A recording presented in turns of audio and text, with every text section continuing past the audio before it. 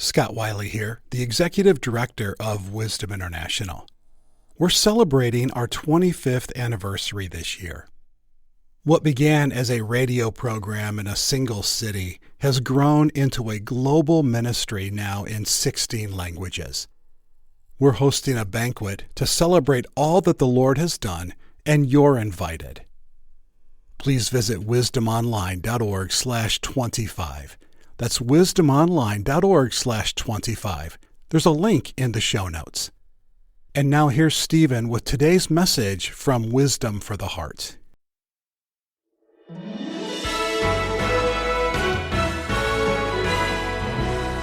You're hunted like an animal. You're thrown to the mat. You're kicked to the ground. You're squeezed by the pressures of life. And we do not lose hope. How? Because he answers in the next phrase, for this light, momentary affliction is preparing us for an eternal weight of glory beyond all comparison. Oh, this is real, it's tough, it's difficult, but I'm going to compare this to the coming glory, and this becomes light and that becomes heaven.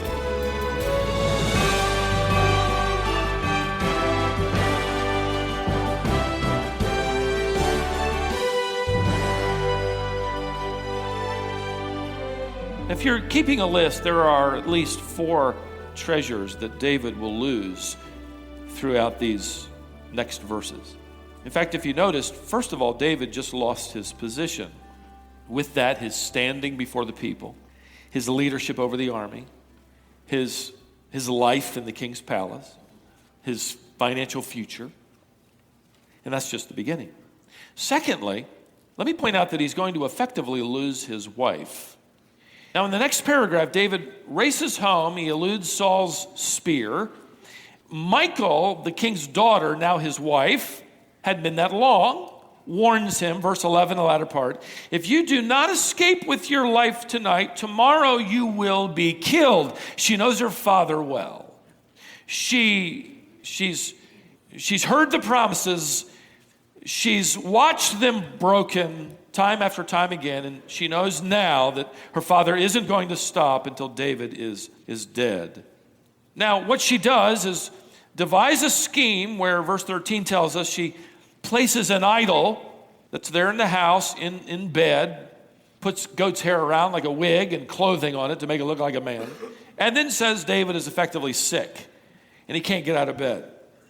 Now, frankly, I read that, and the first question I have in my mind is, what's Michal doing with an idol in the house? An image, a statue. The Hebrew word is teraphim. It's a household idol believed to bring good luck. That just kind of made me go off on a little tangent of study, but think about the fact that David has only recently married Michal. It may have come as a surprise to find out that she isn't like him, entirely, wholeheartedly given over to the worship of the one true and living God. We're not told, but more than likely, this is a grievous surprise for David to learn that when Michal moved in, she moved her idols in with her. So she puts one of them out on the bed and covers it up. Saul orders in verse 13 or verse 15 his messengers to go get David, and if he can't get out of bed because he's sick, just bring the bed with you and him in it so I can kill him. It's only then that they discover Michal's deception. What happens next will be more devastating to David than Michal's good luck idol. Notice how she responds to her father, verse 17. Saul said to Michal, why have you deceived me thus and let my enemy go so that he escaped? Remember, Jonathan said, look, he's not your enemy. He didn't sin against you. Why are you going to sin against him? Michal says, well, he said to me, let me go. Why should I kill you? In other words, what choice did I have, Daddy? He said he was going to kill me if I didn't go along with his plan and give him a head start. She effectively agrees that David is the enemy and now adds public slander to the reputation and integrity of her husband. She says he was going to kill me. He could be a murderer. I'm glad you rescued me. If you track their relationship through the scripture, you'll learn that things never are the same between them again. David has effectively lost his role, his position, his job, and he's now lost his wife. Maybe for you, it's a different version, different names, different characters, but those same storm clouds have gathered. Maybe recently. The sky was clear and the sun was out, and suddenly storm clouds rolled in out of nowhere and blotted out the sun. Maybe you've walked in here today in the dark. You can understand, perhaps for you it's been a while, but you're still haunted by the unfairness, the injustice, the dishonesty, the betrayal, the lies, the sin against your reputation. In fact, maybe you live in this town because you have effectively fled and you're starting over. You slip into this scene long enough to recognize that for David, here his heart would have been broken, and I would see frustration and anger, but I would also see tears splashing down on his duffel bag as he packs his stuff in a hurry and with no time to really give anybody a decent goodbye. And he crawls out a window and he runs. He's going to run for 12 years for doing the right thing. Now in verses 18 through chapter 20 and verse 1, David first runs to the only person who understands him. He doesn't run home. He doesn't run to his father, his mother. He doesn't run to his brothers. You can just imagine Eliab saying, yeah, that's what I figured. I knew you'd be back. Can't run there. He runs to Samuel. And when he meets him, can you just hear the pathos and agony in these words, verse 18? Now David fled and escaped, and he came to Samuel at Ramah and told him all that Saul had done to him. And he and Samuel went and lived in Niah. That old prophet will understand. Isn't that great? Isn't it true? Have you perhaps, with storm clouds overhead, found somebody that you could tell the blessing of another believer, a friend, how sweet a spiritual mentor is, some older, battle-savvy, life-experienced individual? I remember talking to an old saint on one occasion and asking him about the firefight that he'd been in and how he felt, and he said, well, these are old holes. It's actually a dangerous thing to open up, isn't it? Paul opened up to the Corinthians with transparency, and some are going to turn around and use it against him later. But Samuel was safe. What a blessing. I can imagine that when they connected, got back together, David, as the text indicates, poured out his heart, and old Samuel listened, and I'm sure they talked well into the night. In fact, they decided to share an apartment. It's easy to miss, but look at verse 18. It tells us they went and lived at Niah. One archaeological dig has given us a little insight into Niah. They found ancient remnants there of what we would call condominiums. Houses built back to back, sharing a wall, side to side, top to bottom. Many believe that these condominiums housed a number of the prophets of God, and the context here seems to indicate that. All under the leadership of Samuel. So what you have is David reuniting with his spiritual mentor, moving in together, and they're living now in an area where other men who love God live. You can just feel David begin to catch his breath and stand back up. Now, if I could summarize again the next few verses, Saul finds out where Samuel and David are living. And he sends his palace police guard to arrest David and bring him back. When they arrive, God's Spirit puts his word into their mouths and they begin to prophesy. It's almost comical, but you have these palace guards going down there to arrest David, and they cannot help the Spirit of God who overwhelms them, and they become prophets. Saul sends 3 groups out like that. The same thing happens. He sends out the palace guard and they come back ordained into the ministry. So Saul effectively says, if you want to get something done, you got to go do it yourself, right? So Saul heads down there. Verse 23 says he shows up and the Spirit of God overwhelms him and he preaches a sermon that will last for 24 hours. Isn't that great? Oh, never mind, okay? 24 hours. By the way, the text tells us he takes off his royal clothing. Old Testament scholars believe that is the Spirit of God impelling him to do what is effectively a symbol that he has indeed lost his kingly role. Now, while Saul is preaching away, it gives David time to run. Verse 1 of chapter 20, there you have it again. David fled from Naioth to Ramah. Don't miss this here. David had finally found a place to rest. He'd found a kindred spirit. He found people that loved God like he did. He's gotten back up on his feet and then wham, kicked to the ground again. In fact, in this instance, David loses another treasure. He's lost his job, his wife and home, and now he loses his spiritual mentor and leader. Listen, if there was ever a time when David was perplexed, at his wit's end, it would be now, because he is.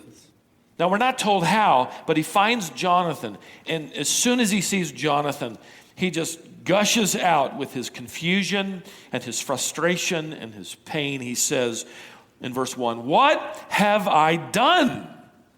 What is my guilt? What is my sin before your father that he seeks my life?"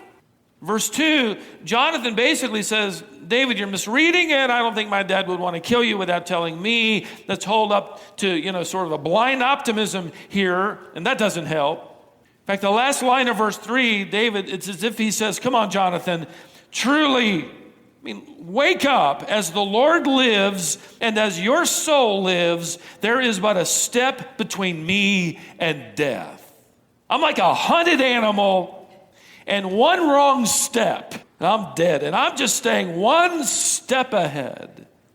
Now, what takes place throughout the remainder of chapter 20, I'll dip in and summarize here to get through this chapter, but what takes place is really this elaborate plan to convince Jonathan that Saul really wants to kill David.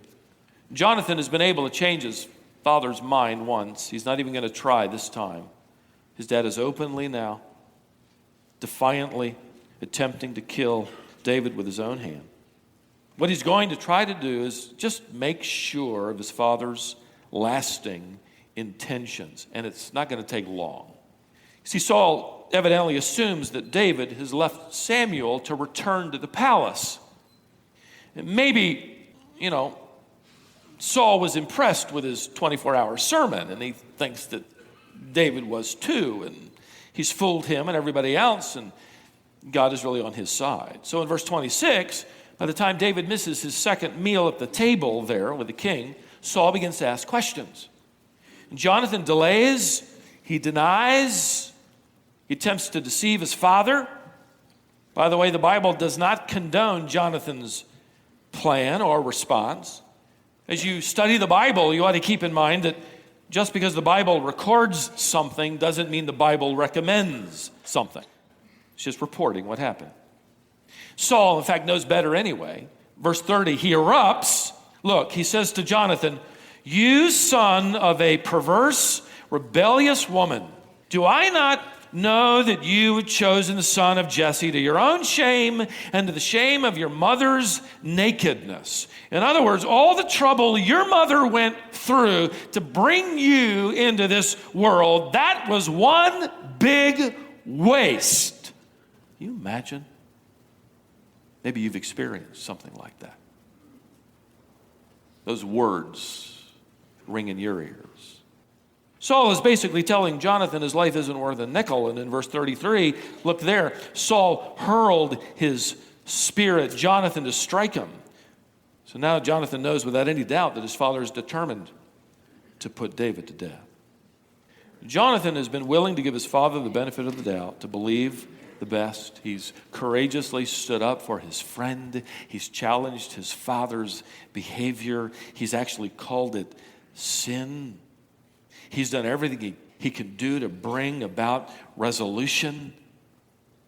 Isn't it, if we stop for just a moment again, isn't it encouraging to know that in a home where a father hates what is right and hates God, that there can be a son who loves what is right and loves God? Like father, like son is not written in stone. And maybe you're proof of that. The power of God's grace in your life is amazing. Perhaps you have fled your past, so to speak, and you are determined by the grace of God and for the glory of God, you will not imitate your past. I'm proud of you. That's Jonathan, who can become for you a courageous example. I remember a number of years ago, my wife and I traveling, listening to a cassette tape. Well, that dates me. Like a VH, track, whatever those things were. We were listening to the testimony of Charles Stanley, still pastoring. He was raised in an abusive home. His father had died when he was young, little boy. His only memories of a father came from his stepfather, a brutal man, given to violent fits of anger. As we listened, we were surprised to learn of this. In fact, Stanley recalled being chased around the dining room table by his stepfather, who was holding a knife in his hand. As he grew older, he began to return his stepfather's anger and threats, and their arguments would turn into fistfights until Charles finally left home and talks about the path God took him through to help him deal with that father. Jonathan isn't really going to live long enough to deal with it. His is a tragic tale. He'll stay faithful and loyal to his father. They will eventually die together in battle. This last paragraph of chapter 20 finds Jonathan and David, they're weeping together over their heartbreaking misfortune. Apart from one brief meeting that'll take place a year or so or two later, they'll never see each other again. David has lost his job. He's lost his home, his wife. He's lost his spiritual mentor.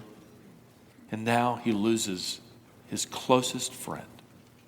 The intensity of the pressure on David over the course of these 2 chapters is incredible. And now he is on the run again as a fugitive and an outlaw. And you'd think it's about now that God ought to reach in there and say, enough is enough. You've been kicked down enough. It's time. Oh no, it'll be another 12 or 13 years. He'll eventually be hiding out in a cave. Let me make a couple of observations from these 2 chapters that are true to this day. This is what God was doing in his life. This is what God is doing in your life, even though the names and the circumstances may be different. First, desperate times have a way of redefining our sources of strength. They have a way of redefining our sources of strength. The truth is we think horizontally. We hope horizontally. We tend to lean on temporary things. We tend to find our support in the wrong thing, a shallow thing, a temporary thing, a person, a direction. Well, one author wrote, there's nothing wrong with leaning if you lean ultimately on the Lord. Nothing wrong with a spiritual mentor or a friend or a spouse, but lean ultimately on your refuge, the Lord. Hudson Taylor, the great missionary to China more than 100 years ago, would write, the issue at hand is never the pressure, but that the pressure presses me closer to Christ. When the pressure's on, are we driven to the telephone? Are we driven to our friends? Are we driven ultimately to the Scriptures and to our Lord? He's redefining where we find our strength. In fact, David would write in Psalm 59, this song forged out of the fire of these events we've just looked at. He says, "You, O God, have been to me a fortress and a refuge in the day of my distress." Samuel would be wonderful. Jonathan was, boy, that was great, gracious. My home, my position, but ultimately you, O God, are my refuge and my fortress. Secondly, desperate times have a way of rewriting our list of priorities. Desperate times have a way of rewriting our list of priorities. When all the things are stripped away, when all things good or bad, we discover what really matters. When life doesn't play fair, we discover what matters in life.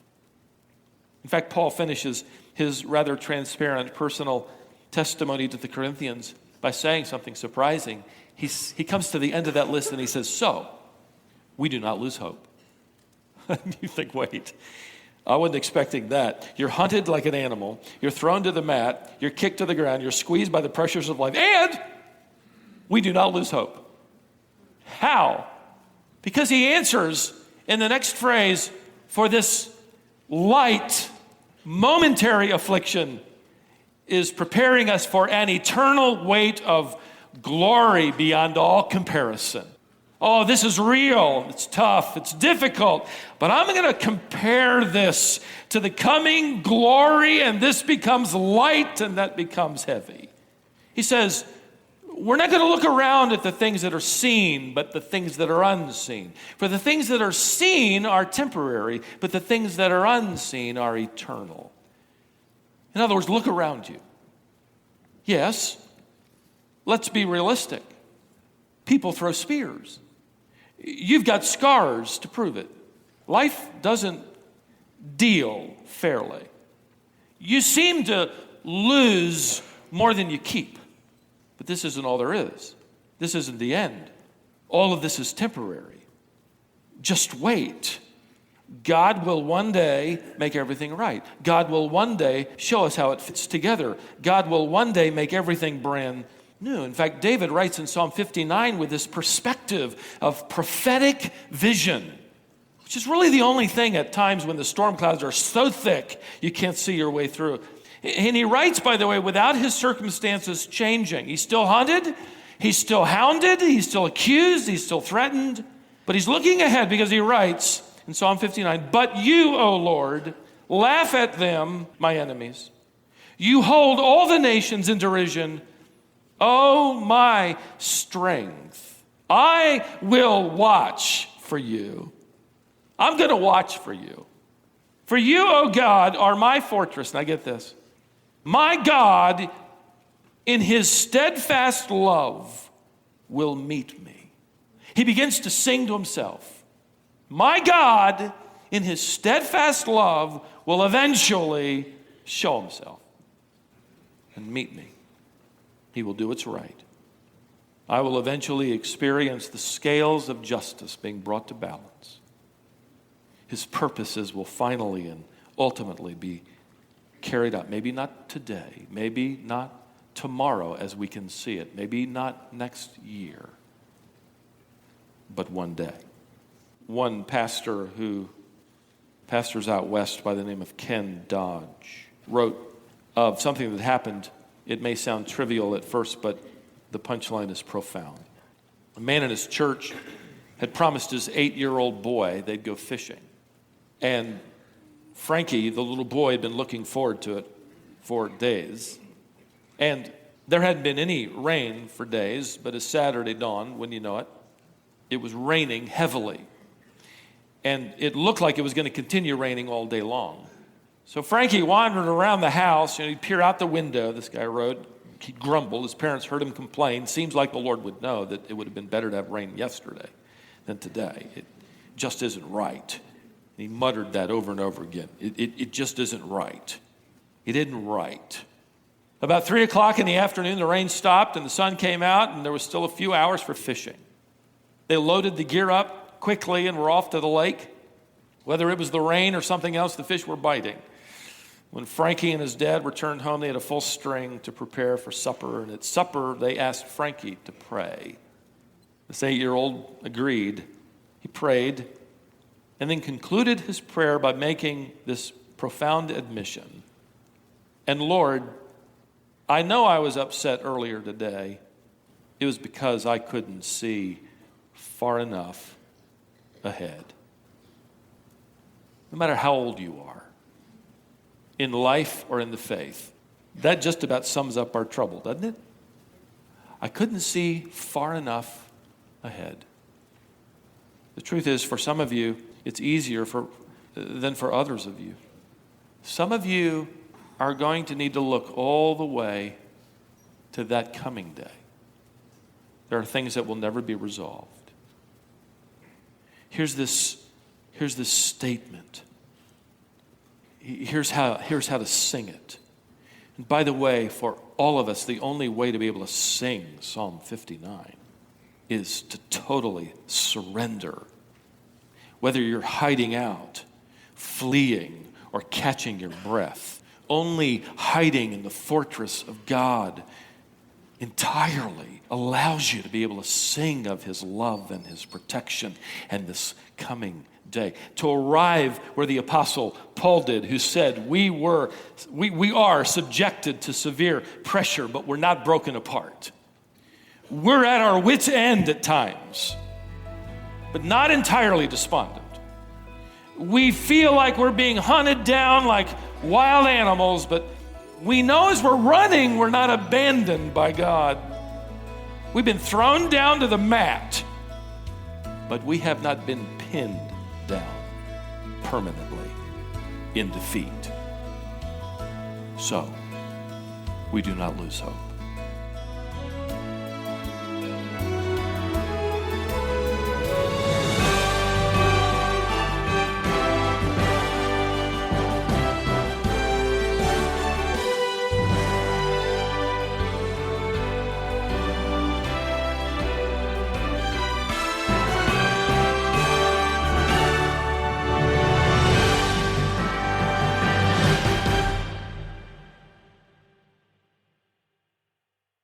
That was Stephen Davey, and this is Wisdom for the Heart, a production of Wisdom International.